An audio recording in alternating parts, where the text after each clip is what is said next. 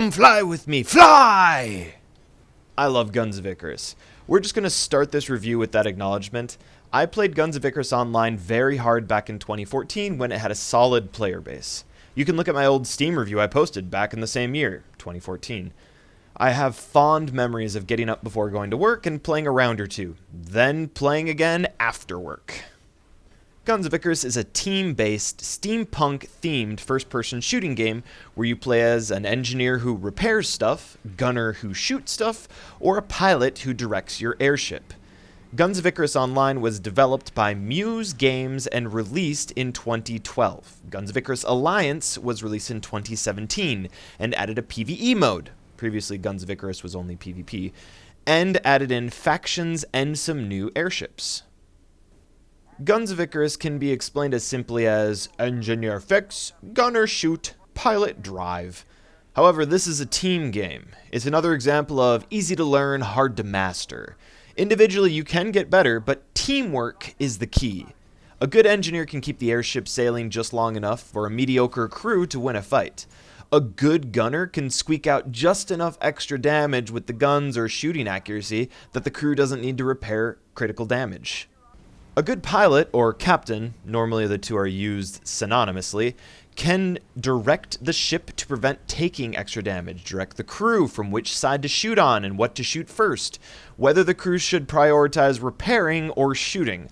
The captain will truly shape the outcome of the conflict. But again, you need everyone to work together to the best of their abilities on your crew.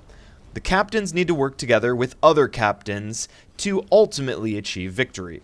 The idiom, "a rising tide lifts all boats," seems appropriate here. Whether you play against other crews in player versus player, or play against computer-controlled enemies in PvE, known as player versus environment, any game mode in Guns of Icarus is best experienced on a crew of 4 people working together for the same ultimate goal. The biggest problem Guns of Icarus had was having enough people to coordinate to play together.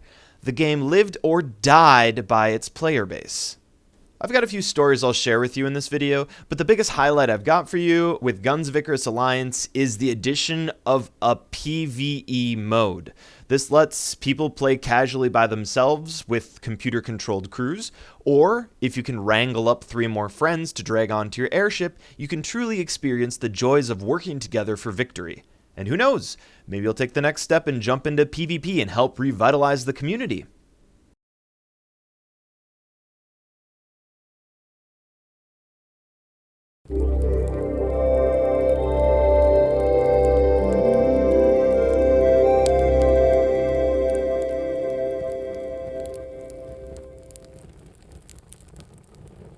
When I played Guns of Icarus Online, I originally thought the story was simply you're living your best life as a career engineer gunner pilot who is fighting in a perpetual war.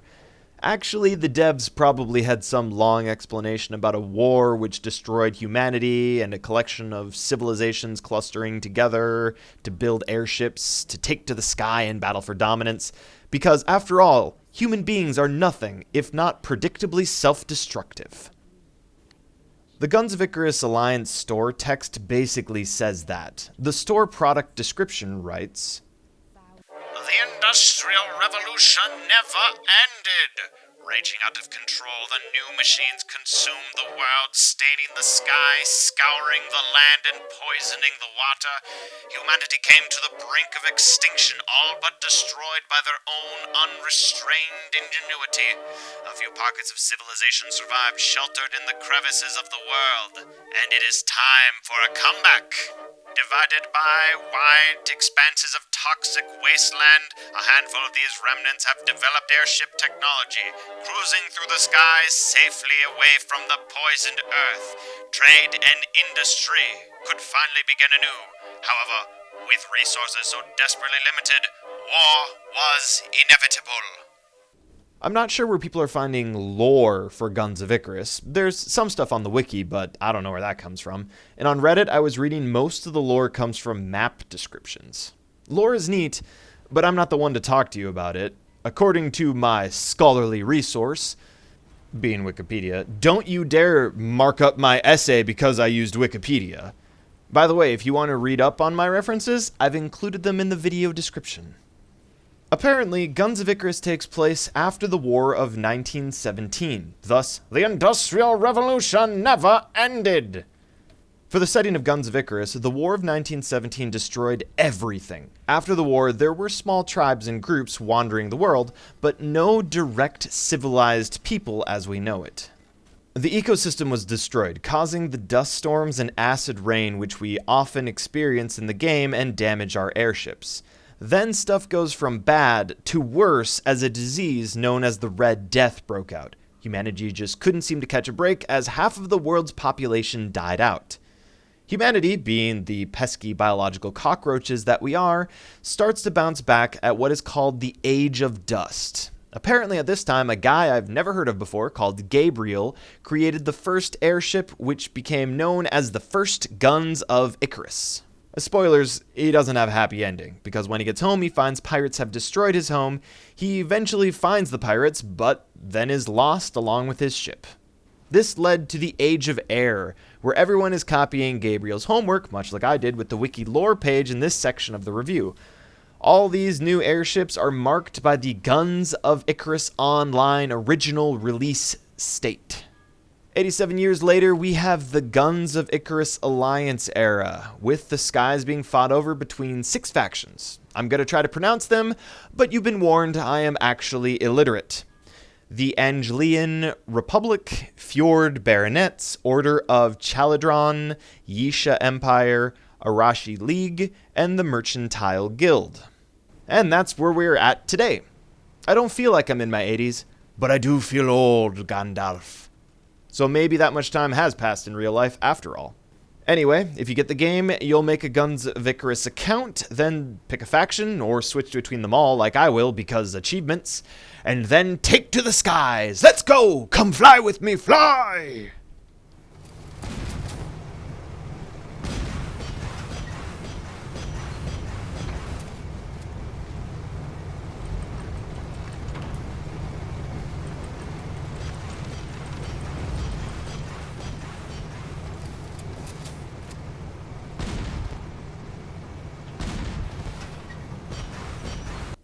Going back to the Guns of Icarus Alliance Steam store, the different factions are associated with color and clothing appearances. I thought at first they had their own unique airship too, but you'll unlock all the new airships as you play. Even if you just stayed with one faction, you will eventually unlock all the new airships. First, in no particular order, we have the Fjord Baronets. Them color purple. Reinvigorated by a fulfilled prophecy, the members of the Fjord Baronets don their ceremonial gowns in readiness to fight for lands which have been promised to them. With the creed close to their hearts and an old but formidable armada of airships behind them, the Baronets venture forth to protect those who seek the creed and to reclaim what is rightfully theirs. The king's seat, once occupied by a line of righteous high lords and ladies, is now led by a silver-haired savior. Inspiration sweeps through these feudal lands, and all are ready to take up arms to become whole again. Next, we have the Chaladonians. Them color green. Much of the world is teetering out of control, but the Chaladonians are only concerned with correcting a single aspect. Sequestered in the Eastern Isles for too long, the Order of Chaladron now embarks on a mission to put an end to the ecological devastation their mainland neighbors partake in. The days are already numbered as the natural balance of the world spirals out of control, leaving everything on the planet to die. The island dwellers ask, who will die first? With their advanced organic technologies, the Chaladonians are sure it won't be them. Next is the Mercantile Guild. Them color gold, of course. Freaking merchants. Rapacious, manipulative, and aggressive are the most common words used to describe those of the Mercantile Guild. Only the desperation of a war-torn world would allow them to get away with their ruthless dealings for which they are known. The Mercantile Guild knows everything has its price, and they are naturally attracted to the best transactions. Nothing angers merchants more than denying them a trade. With profits at their highest, the guild worms its way into every nook and cranny of the world in the hopes to find retribution and making their enemies pay the ultimate price. And next is the Angelian Republic. Them color blue. The Angelian Republic works to uncover the remains of an ancient civilization from underneath its northern ice caps. In these ruined, sunken cities, war machines spit smoke and artifacts harness the power of lightning. The Angelians claim that through these relics, the ancients whisper dark secrets to them. Despite the dilapidation, the buried ice caps are proof to the Angelians that the time of the ancients was a superior one.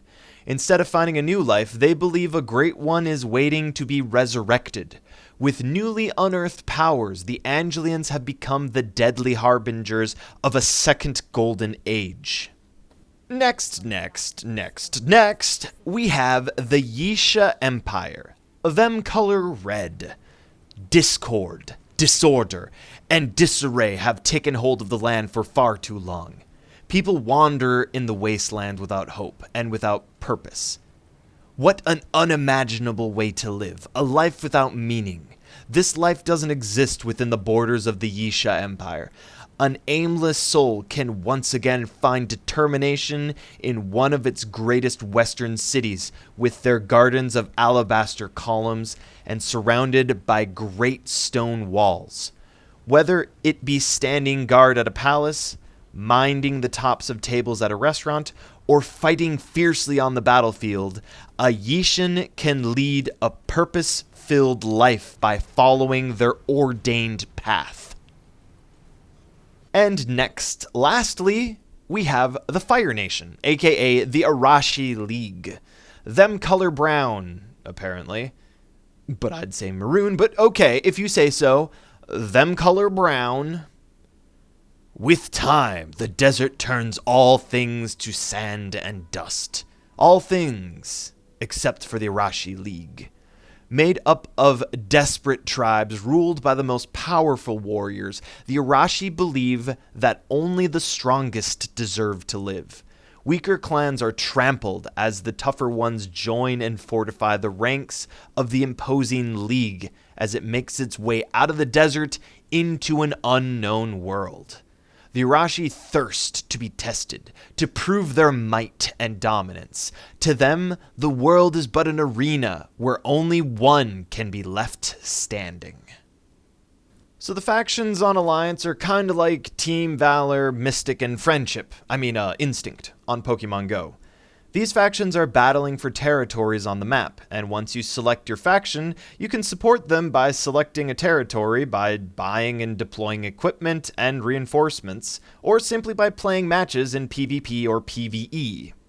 We all can be playfully competitive, but much like factions in Pokemon Go, it doesn't really matter in the grand scheme of things which faction you choose. Considering I need achievements for representing all of them, and you can change factions at any time with a small reputation penalty, who cares? I'm gonna be repping all of them eventually. I picked the Arashi first because I wanted to look like a firebender, but green is my color.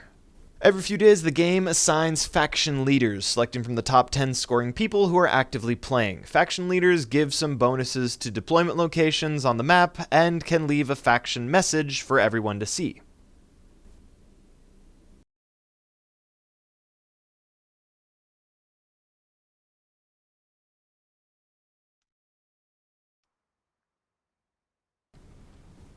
So, Guns of Icarus and I go way back. We're like childhood friends at the age of 20, and funny enough, it's been over a decade since when I first played Guns of Icarus Online. I feel old. Someone go find my teeth. My experience with online gaming for the first few years was basically friend groups come and friend groups go. The friends I made and friends I played Guns of Icarus Online with have long since quit. And sad to say, the player base has also come and go. You still get lucky during regular play nights, peak Steam user hours, on weekends and playing while community events are going on. So at least the game isn't completely dead. But originally the game was only PvP, which meant you needed 2 crews of people for a full 1 ship versus 1 ship in 4v4, 2 ship versus 2 ship in 8v8, or a full match of 3 ship versus 3 ship in a 12v12 match. That means you couldn't play a game unless you had a fairly large group of people to play with, or you were part of a clan or something. I think you could matchmake too, but I don't remember. It's been way too long since Guns of Icarus Online. This is one of those times when I wish I was a big enough YouTuber, Twitch streamer, where I could just be like, "Oi, let's go play Guns of Icarus!" and then we'd all go play together. However, most people don't have that option. So that's why I was stoked to have a PvE mode for Guns of Icarus. Now I just need to wrangle up 1 to 3 people to play with. If I got lucky and got more, we could play a game with as many as 24 people. Anyway, I'm going to reminisce a bit back on my experiences playing Guns of Icarus Online in hopes that some people can learn a few lessons from my history with this game. So first off, I played 90% of my time, no, more like 99% of my time, was spent as an engineer. Got all the way to level 25 before I took a hiatus. Those percentages are made up, but trust me, I was afraid to take the wheel, and after playing as an engineer for so long, I didn't want to be judged on my accuracy on the guns. But I'd still recommend you start with the engineering or gunnery role first to learn the game. The way you leveled up originally was by accomplishing specific tasks, which would then give you an achievement, and after you unlocked enough achievements, you'd level up. Some achievements still give you experience, but now just playing matches gives you experience, which is probably a better way to do it now because the achievements are split between co-op, PvP, and generic. With the old system, you'd sometimes be competing with crew members for spotting enemy ships for one achievement, or with getting enough rebuilds, or buffing the engines enough times, etc. That's why you typically had 1 pilot, 1 gunner, a buff engineer, and a normal engineer. But I still suggest that loadout for most ships, unless you're doubling up on gunners and have extra firepower on your ship. After joining a game, you would immediately communicate with your crew. "Okay, what role do you want me to take?" Since I mained engineer, I'd speak with the other engineer and ask, "Are you going buff, or do you want me to go buff?" You can communicate with in-game voice chat, or by typing messages into chat, team, crew chat, or private messaging. I have distinct memories of being on crews where the captain was chill, supportive, and helpful to get achievements to level up, and other captains who were insufferable ashholes. There were a number of times I wanted to just leave the ship, but I didn't want to lose my 100% match completion statistic. I've suffered through matches where I've been insulted and yelled at like the person was my boss. Here's the thing, that's no good for building the community. The joke's on you. People who take the fun out of games like that effectively kill people's interest, and if you do that with enough people, you'll run out of people to play with. I can understand being competitive, and it's frustrating when you're losing, but remember, we're all playing the same game together and working together. It's a literal lesson in leadership. Who wants to fly with a jerk? If I knew someone was an asshole, I wouldn't join their crew. Block them and keep doing your job to the best of your ability. Then never team up with them again. Take it from me, it's not worth it. And in my mind, it's people like that who killed the game. The people you'll encounter now should be better because everyone needs everyone else to play the game. If you're new to Guns of Icarus, there's lots of helpful people making guides, videos, and are willing to teach you if you're willing to learn. If you're actively playing the game or played in the past, be nice. Be patient. If someone is annoying you, just block them, but still communicate with the rest of the crew. The moral of the story is, we're all working together on the same airship. We're all working together in this small Guns of Icarus community. If you want to keep playing the game, don't alienate people. Welcome them.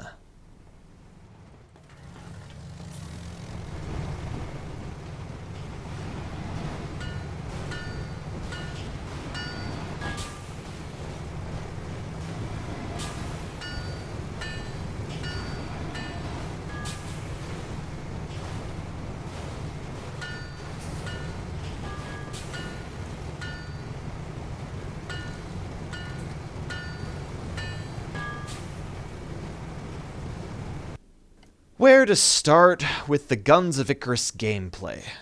First, you'll make an account. It's been so long since I did that, I forgot you needed to do that. Then you should play the first engineer tutorial. I'd definitely advise giving all the tutorials a shot, especially if you're planning on being a pilot. I don't remember there being a tutorial when I first played Guns of Icarus Online. I remember learning by making practice games and trying out weapons and airships there. Next, you'll need to select your starting class, but unlike picking your starter Pokemon, you can switch between them at will. Gunner and Engineer are recommended for beginners because they have the most straightforward roles, but I'd add weight to learning how to Engineer as it's the most beginner-friendly role because you normally double up on Engineers. Next, you decide if you want to play PvP or PvE.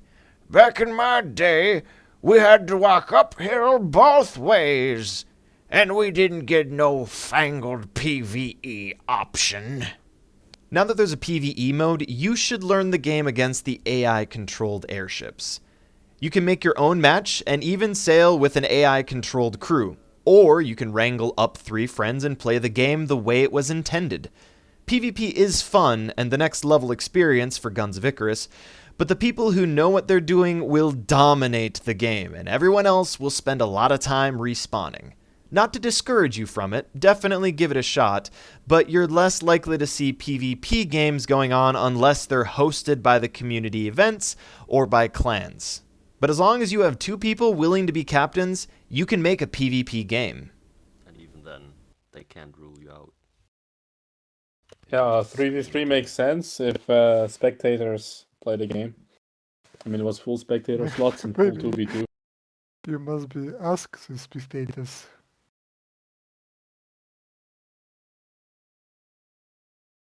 Just gonna ping the Discord, let's see.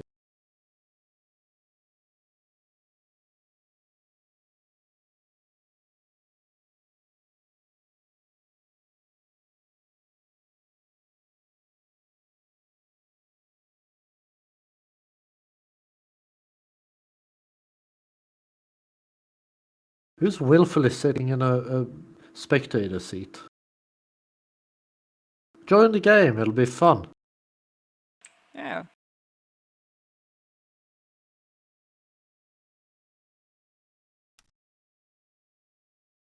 Sabotage the look at red that. team for me. There we go. Look at that, all he needed was some, what do you call it, encouragement. There's so much to this game, I've got to break down the classes a bit more for you. First, we have my favorite, the Engineer. There are 2 main builds, pun intended. The main Engineer repairs equipment with the rubber mallet because it repairs hit points the fastest and rebuilds equipment with the spanner because it repairs the fastest.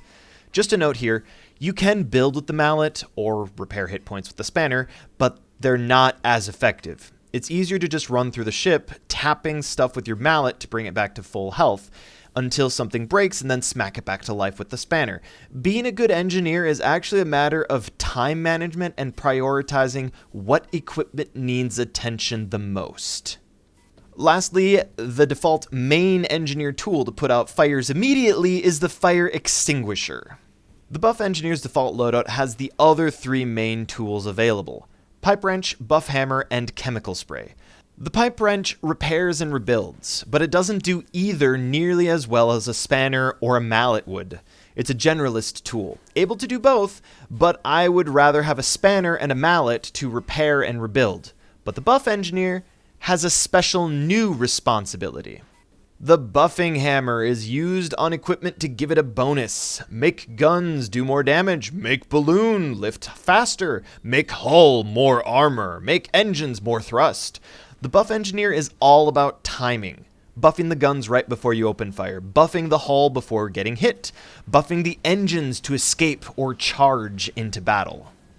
Lastly, we have the tricky tool known as the chemical spray. The chem spray doesn't put out fires right away, depending on how many stacks of on fire something has. It only has 3 extinguishing power. You'll sometimes need to apply chemical spray multiple times to put out a fire. However, when applying to equipment, it is applying fireproof coating, reducing ignition chances. That can be huge against an airship which has gone in all for fire damage. There are some newfangled equipment added in Guns of Icarus Alliance. I can see the use and coordinating with your team to add a few new perks, but I likely won't be using them as an engineer because I'm pretty set in my ways. However, I can see them being picked up in the one engineer slot for the pilot or gunner. The failsafe kit auto repairs. This is absolutely something a pilot could use. To put on the engines real quick while flying the ship, it only repairs 400 HP over 20 seconds. That's 20 HP every second, but it's awful at anything else. So it's a one and done. Don't even bother jumping off the helm to rebuild broken stuff. And lastly, the armor kit, which does exactly what it sounds like, adding 312 additional armor to any component. This is another great tool for the pilot. I'd rather be on a crew where only one person has the armor kit and the rest have pipe wrenches to help me rebuild, rather than going full ham with one guy with an armor kit, another guy with an auto repairer, and the pilot with a chem gun. That being said, that's my experience as an engineer. It's up to the captain's choice, and if you agree to it, maybe they've got some really awesome strategy which only works when you have that weird loadout. I mean, I'm not doing it unless it's an experiment for science. A last note about the engineer role is you really need to learn what and where the equipment is located on any given ship. You need to prioritize what equipment to keep alive in a firefight. If you're over there repairing a gun when the hull is down, I don't care what I said earlier about being friendly, I'm going to be livid. Yarr! Repair the hull, ye scurvy dog! Arr!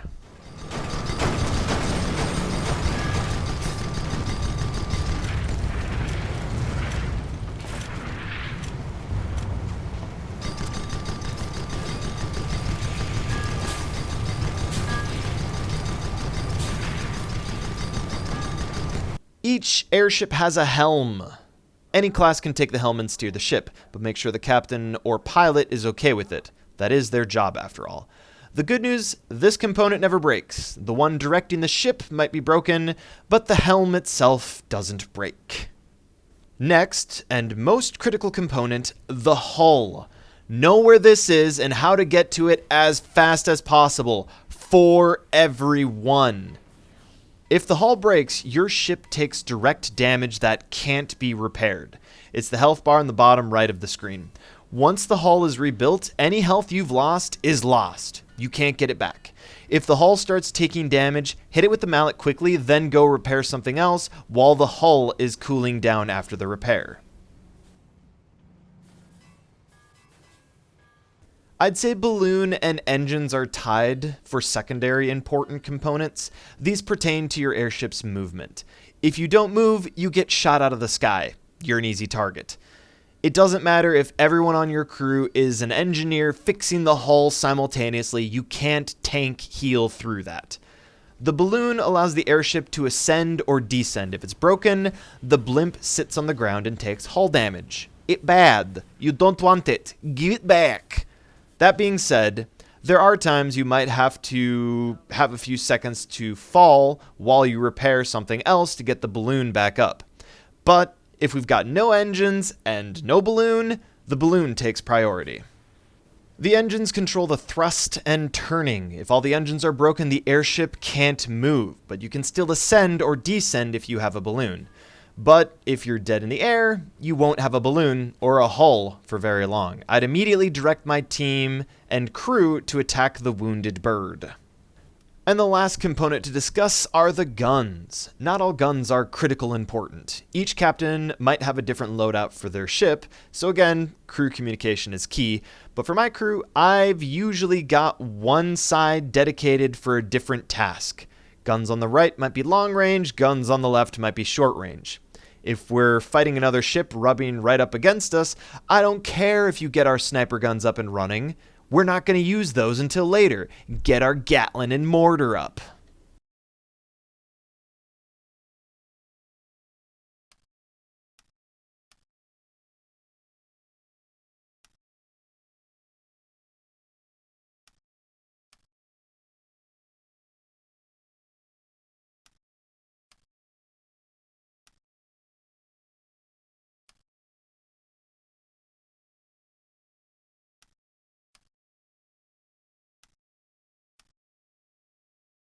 Getting back on track for breaking down the different classes, second, we have the gunner. Hit 'em with the shooty end. Excellent. Third, we have the pilot. Just kidding. Both the engineer and gunner have one pilot equipment slot. Usually this is filled with the eyeglass to spot enemies. However, the gunner might want to have a rangefinder tool to judge if weapons are in range or not. Anything else is pointless because you're going to be on the guns, not on the helm. If you're flying the boat, I don't know, you must have a very special sniper, super long-range airship or something else that's extremely abnormal. The gunner also has 2 engineering tool slots. This gives a few options to use the aforementioned tools. Standard loadouts would be spanner and mallet. Sound familiar? However, you could try to buff your gun before making enemy contact, or use one of the other nifty tools like the auto-repairing or armor kits. The contingency would probably depend most on if you're on a crew with 1 or 2 engineers. Lastly, you have 3 types of gunnery equipment. The engineer also has 1 gunnery ammo slot, but if someone wants the engineer to use a certain type of ammo, don't worry, your crew will let you know what to do. I've played as the gunner the least, so I don't know as much of the nuance to the class like I do for engineer or pilot. However, you'll want to select the right ammunition for the situation, and the right ammunition for the right gun. That's where, once again, coordinating with the captain for which types of guns they're using and which types of ammo you're bringing along will be important. Burst rounds are used to dish out extra AoE, area of effect, so it will damage more stuff it hits. This ammo is commonly used with Artemis, Manticore, and Roaring Tiger. Guns? Cannons? Weapons? For simplicity, I'm just going to call everything a gun. Even mine launchers, laser cannons, and flak. They're all guns. No flak cannons, they are flak guns. Charged rounds try to max the weapon's damage at the cost of basically everything else. That being said, it seems conventional wisdom says it's a preferred ammo over the default because you can dish out more damage and leave the gun alone to reload itself after you're done. Fire and forget. It's also less situational like other ammo types. Greased rounds are best for guns with lots of shots. You should definitely look over the stats on each ammo type, but I'm trying to give you a general idea of the differences. Another important note is the damage reduction you get on greased rounds doesn't actually affect special effects like fire stacks from a flamethrower. A few examples of good weapons for this ammo are the Gatling gun, mortar, flamethrower, etc. Again, use greased rounds on guns with lots of ammo because of its increased rate of fire and clip size. Heat sink clip is a neat one. It's useful when fighting enemies that can set fires. Not only does it prevent fires while loaded, but it also extinguishes all stacks of fire when the reload finishes. This is a good alternative to gunners having a fire extinguisher or chem sprayer. It's definitely a utility ammo. Heavy clip is used on weapons that like lots of spread. I didn't really understand what that meant until I started putting together this review. Seeing minus 20% rate of fire and minus 90% of jitter doesn't really make much sense to me. After reading up on this ammo type, it makes sense. When you're shooting, the gun will shake around. Reducing the jitter makes the gun significantly more accurate. I should have been using this bad boy with the Manticore Heavy Hwacha. However, there are other weapons which would benefit from this type of ammo. Incendiary rounds are pretty self-explanatory. They let your guns set the enemy ship on fire. This can be used with weapons that have a high rate of fire, or stuff that has AoE splash damage. To throw out a few gun options, Gatling gun again, and mortars. Lesmach rounds are used to increase the effective range of weapons. They decrease the clip size by 30%, increase projectile speed by 70%, and reduce rotation speed by 30%. This ammo works best with weapons which would benefit from a longer max range or from less arcing shots for easier hits. Some weapon options are Dragon Ton Light Flamethrower, Hades Light Cannon, Lumberjack Heavy Mortar, among others. Extended Magazine is another pretty straightforward ammo type. You increase the ammo by 50%. This type of ammo would be useful for a gun which normally has only one shot, like the Phobos mine launcher and Javelin light harpoon gun.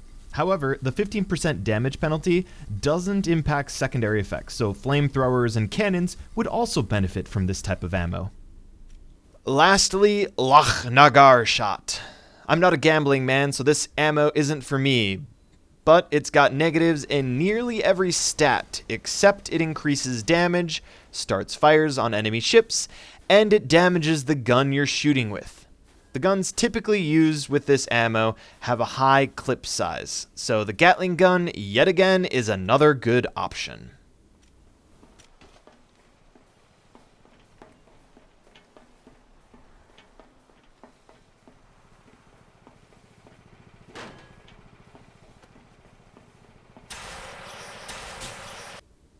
Okay, so we're gonna go over each and every weapon. Nah, I'm just fooling.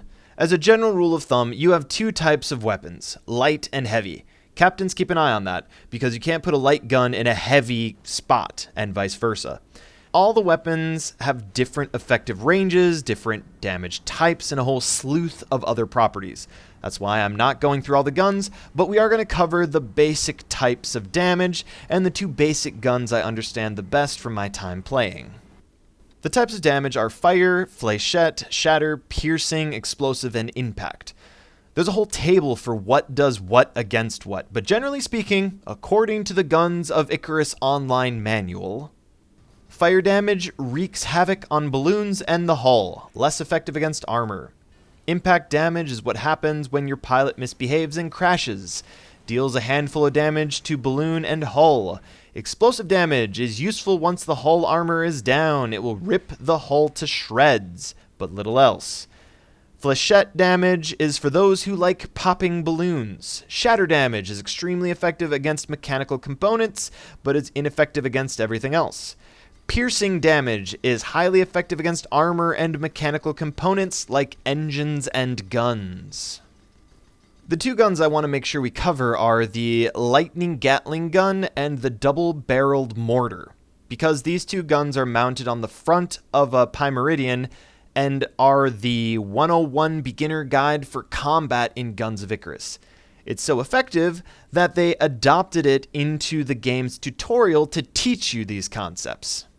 In a nutshell, you use the Gatling gun to bring down the armor on the hull or airship components, and then you use the double-barreled mortar to finish off the hull with explosive damage.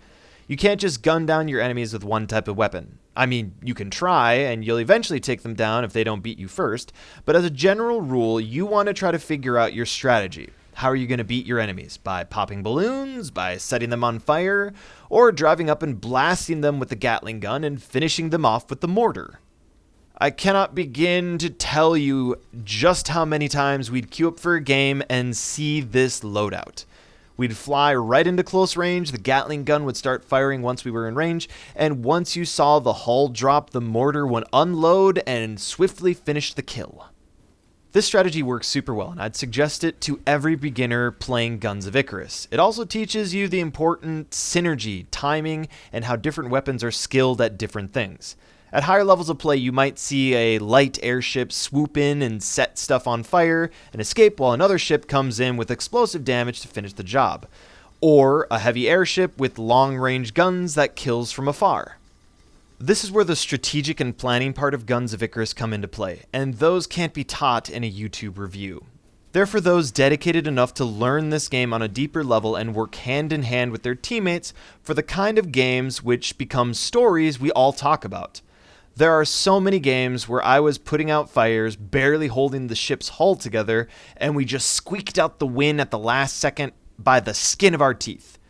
Those were my favorite matches. Much like sports, the best ones are the close ones with the ups and downs.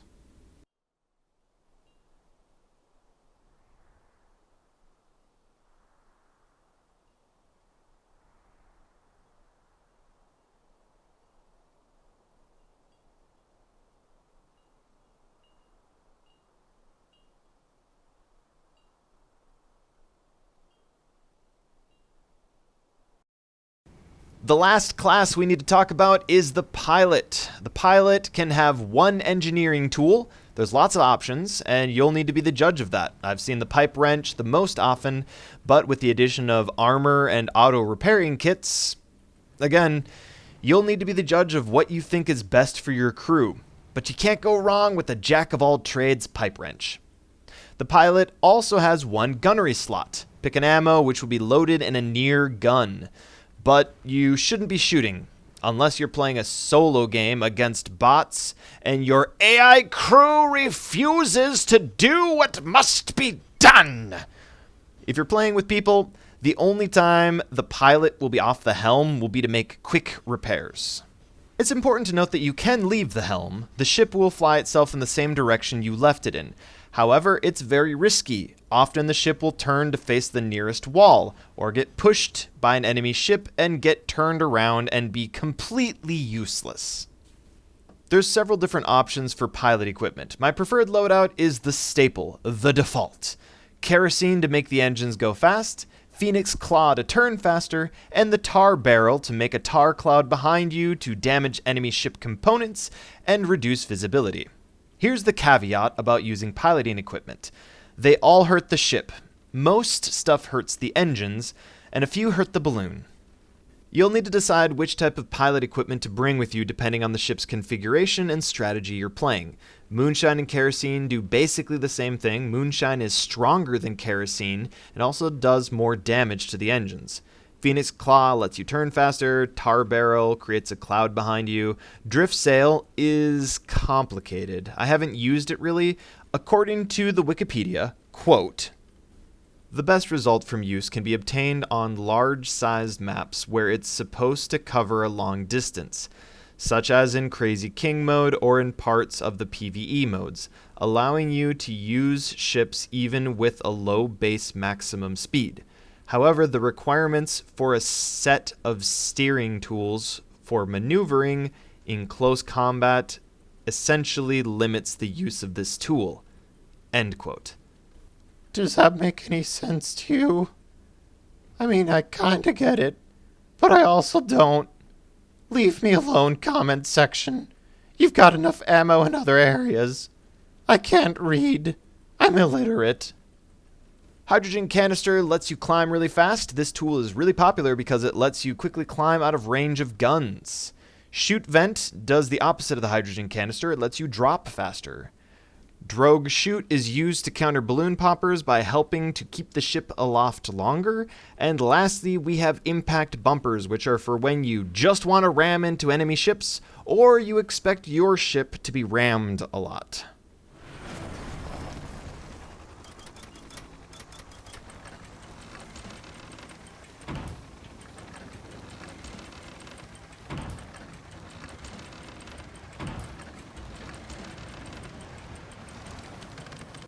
The captain is the individual at the top of the four-person crew. This individual gets helm priority. So if little Timmy thinks he's being funny flying the boat for me, the captain can kick him off the helm. That's why captains are usually the pilot, but the captain can be any class. God knows I've done that a lot to get wins in PvE while by myself. I'm over here working to unlock my engineer and gunner special abilities, captaining these new airships for achievements. But boy do I miss my pilot skills when I do. There's a few other privileges you should be aware of as a captain. There's a special captain's chat where it's designated to coordinate with other captains on your team. The captain also sets priority target. Had to use that a lot while playing by myself to direct my AI crew. It's still useful on a human crew to mark my current target. The pilot captain usually doesn't have a spyglass, so this is super useful. The captain chooses where to respawn the ship, so of course that coincides with coordinating with other ships on the same team. It's usually a bad idea to engage enemies in one-on-one fights. Best coordinate to have 2v1 fights. Better chances at success. Lastly, captains control the AI behavior priority. I forgot about this one. It would have made life much easier when I was playing by myself. F1 is default behavior, F2 for attack. There's a number of times the bots were just running around fixing useless crap while I was staring into the eyes of the enemy ship. F3 for the AI to focus on repairs.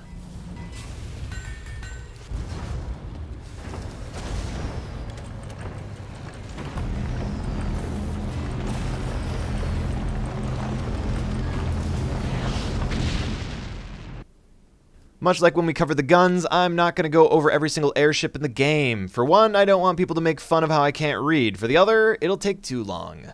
The classic airships are the Goldfish, Junker, Squid, Galleon, Spire, Primeridian, and Mobula.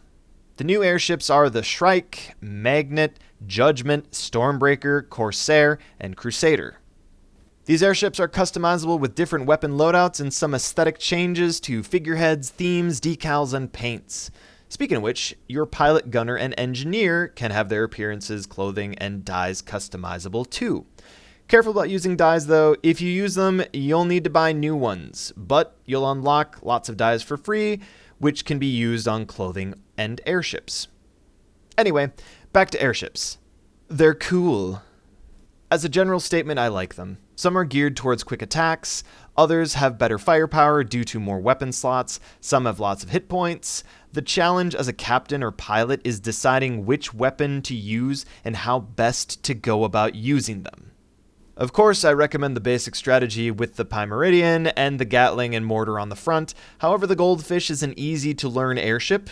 You'll probably decide which airship to use based on which playstyle you like the most. The Squid and Junker are known for their speed and maneuverability. The Spire and Galleon are known for their firepower. The Goldfish is kind of an all-arounder. And the Primeridian is best for strong, aggressive frontal attacks. Also, I realize I've been saying Prime Meridian instead of Pyramidian.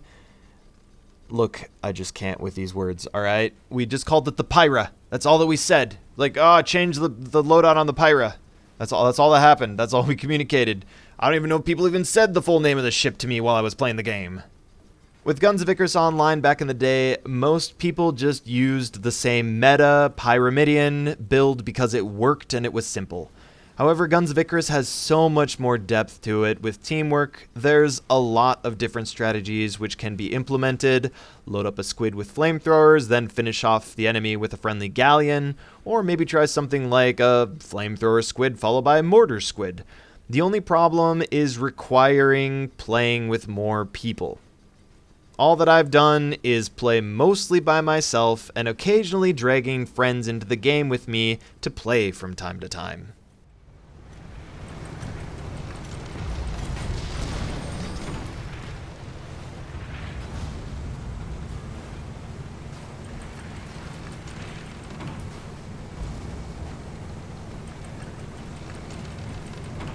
This monster of a review has definitely gone on long enough. Usually, this depth of a video would be found in a really big open world game or an MMORPG. However, with regard to Guns of Icarus, I've played it comparable to an MMO. It has way more depth to it than you might normally encounter. I don't think I can think of any other games quite like it. The closest I can think of is Sea of Thieves. However, you can't board enemy ships in Guns of Icarus, and the developers intend to keep it that way. In conclusion, Guns of Icarus Alliance is great. It enabled me to play the game by myself at the worst, and at the best I can drag friends into this great team-building exercise. Depending on what class you play, there are tiered difficulties and complexities. Definitely start out as an engineer or gunner while you're learning the game. Then maybe take the next step and try piloting.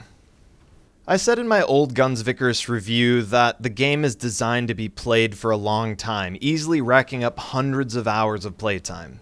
I wish there were more people playing this game actively so we would have more PvE and PvP matches going. However, Guns of Icarus Online would be harder to recommend due to its dependency on having enough people around to fill up 2 ships. It's far easier to fill up 1 ship or just make your own custom match and have people drop in to join your crew. Guns of Icarus is designed to be a game you play for a long time. Kind of like how you get hooked onto playing Call of Duty, Medal of Honor, or Counter-Strike. You can expect to play this game again and again, queue up for match after match, and pump many, many hours into the game. In my old Steam review, I played just a little over 60 hours at the time of the review, and expected to play hundreds more.